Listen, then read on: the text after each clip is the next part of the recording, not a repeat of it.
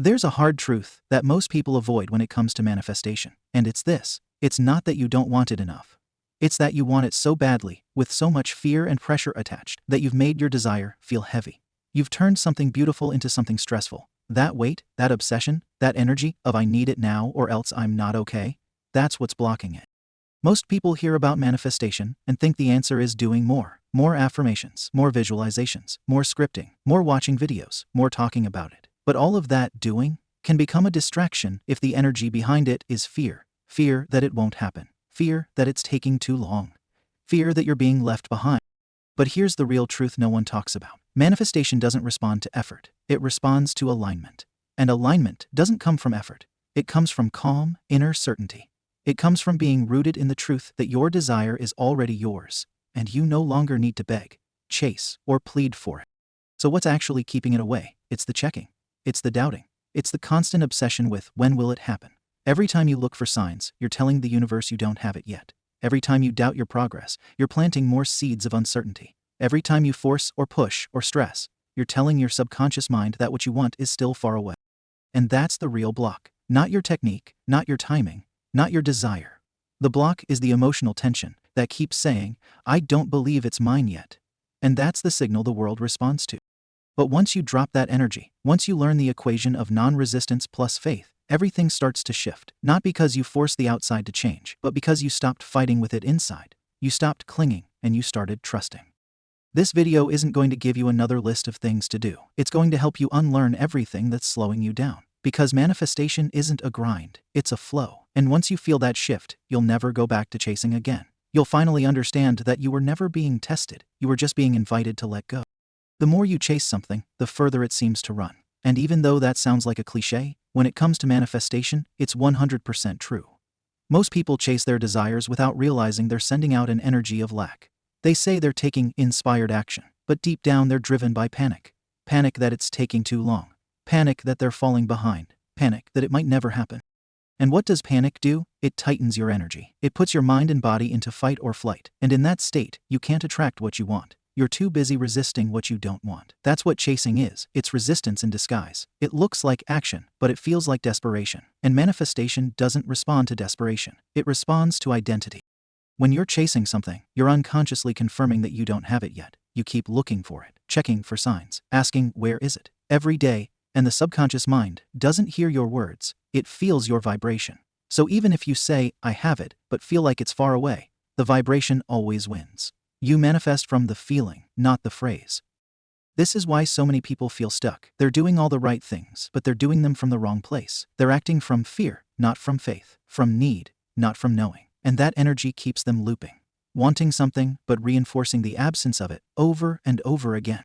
Now ask yourself this, if you already had your desire, would you still be chasing it? Would you still be refreshing your phone every 5 minutes? Would you still be doubting the process or constantly asking if it's working? Of course not. If it were already yours, you'd feel calm, you'd feel relaxed, you'd feel done.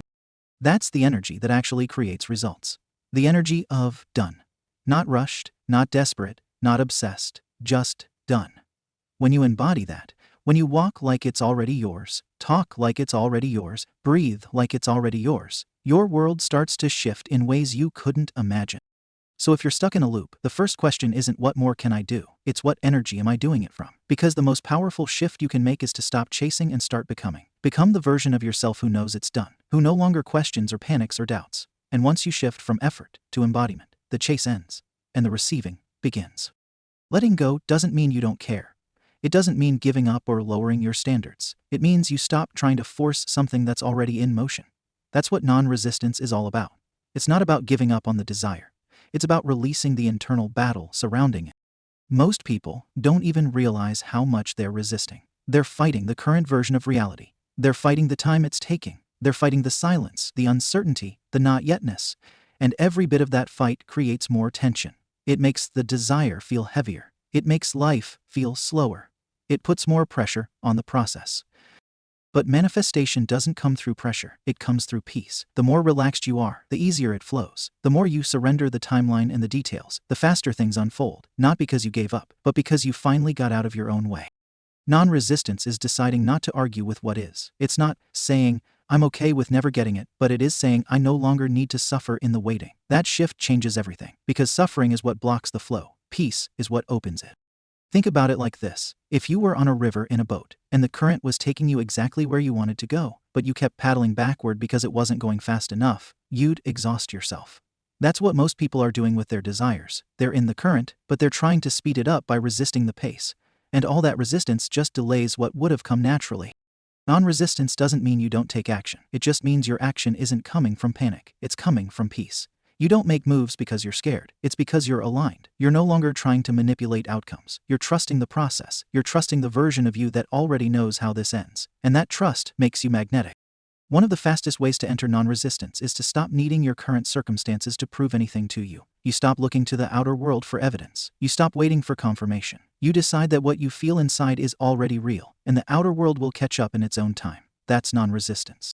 And when you finally stop fighting time, when you stop fighting silence, when you stop fighting the unknown, you unlock the part of yourself that was always ready to receive. Because it's never been about effort. It's always been about flow. And flow can't exist when you're trying to grip everything with fear. Letting go is freedom. And in that freedom, everything finds its way to you. Faith is one of the most misunderstood parts of manifestation.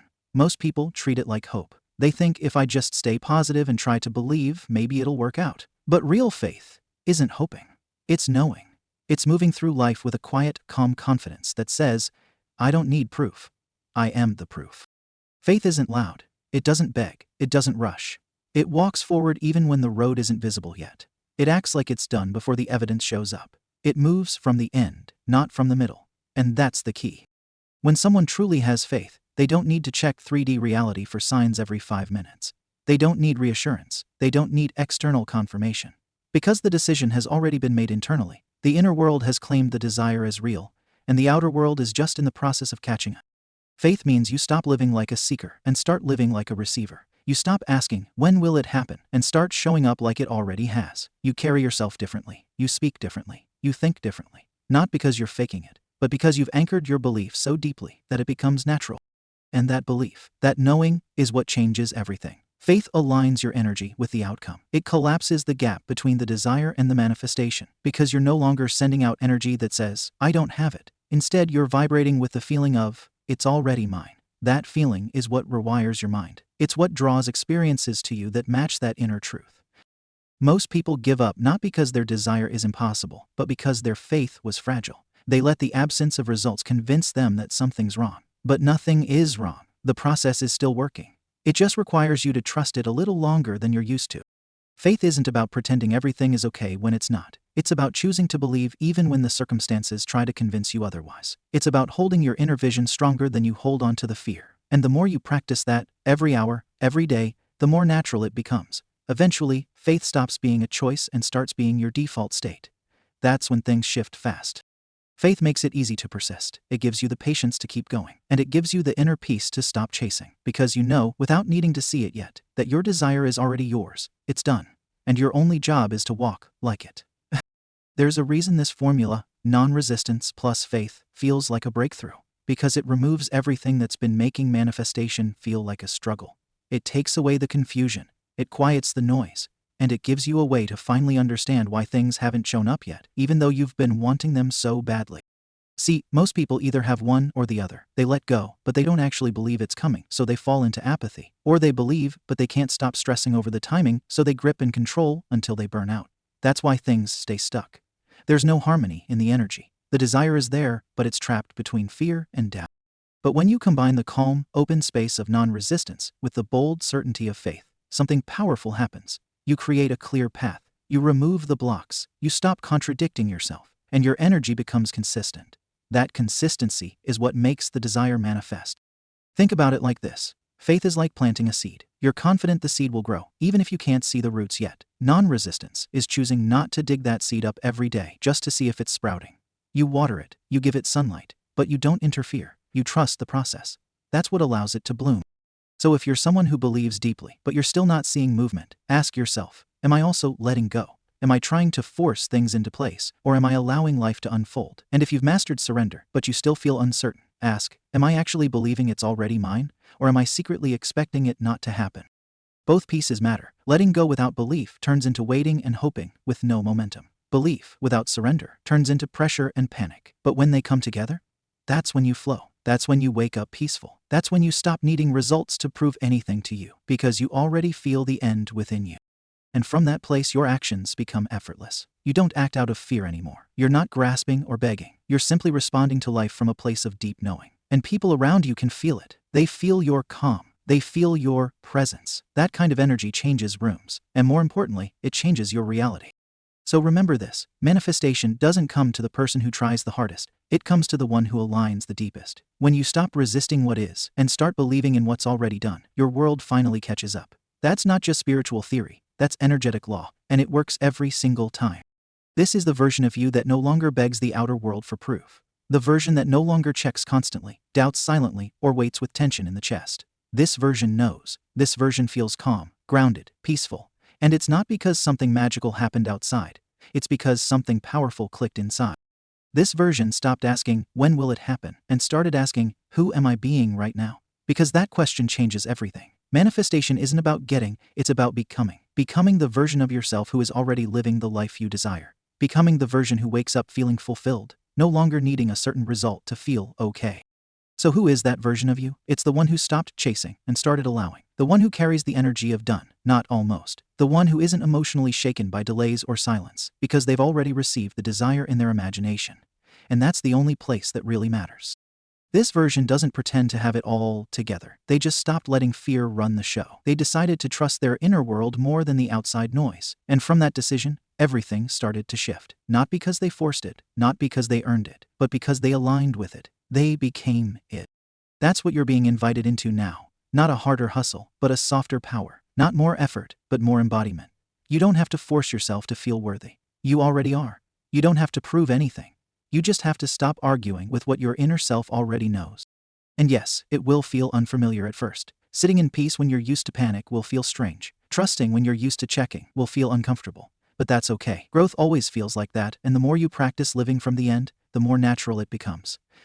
You don't need to convince yourself with 100 techniques. You just need to decide that your inner world is more real than anything 3D can throw at you. You just need to stop letting the delay define your belief, and you need to start walking like it's already yours, because in the only place that matters, it is. So take a breath, let go of the timeline, drop the tension, and ask yourself, if I truly believed this was done, how would I show up today? Now do that, and do it again tomorrow, because that version of you, the peaceful, trusting, powerful one, already exists, and the more you become them, the faster everything else catches up. Drop a comment and tell me, what version of you are you choosing to step into today? Not later, not next week, right now, because that's who creates the shift.